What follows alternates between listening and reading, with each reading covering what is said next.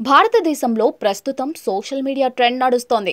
ముఖ్యంగా వివిధ social media ప్లాట్‌ఫామ్స్‌లలో రీల్స్‌కు reach ఎక్కువ ఉంటుంది. కాబట్టి రీల్స్ చేస్తూ ఒకేసారి ఫేమస్ అయిపోదామని ప్రయత్నిస్తూ ఉంటారు.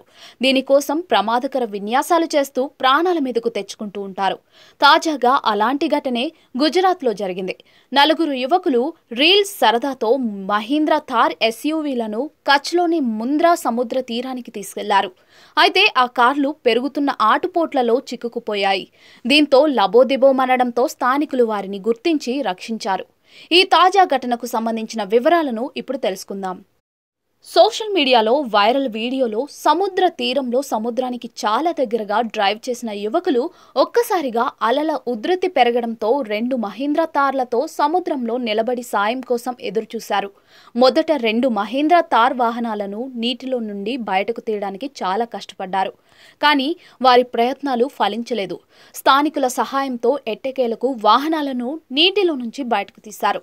అలల ఉధృతి వాహనాలను చుట్టుముట్టడం, ఈ క్రమంలో ఇరుక్కుపోవడంతో ఈ ఘటన చోటు చేసుకుంది.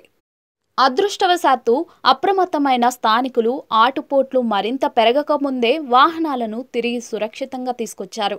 అయితే ఈ ఘటనలో యువకులకు ఎలాంటి గాయాలు కాలేదు. అయితే ఎస్యూవీల్లో ఒక దాంట్లో నీరు అధికంగా వెళ్లడం వల్ల ఇంజిన్ దెబ్బతింది.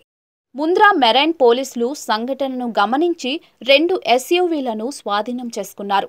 అనంతరం ఎఫ్ఐఆర్ నమోదు చేసిన అనంతరం వాహనాలను విడిచిపెట్టినట్లుగా సమాచారం.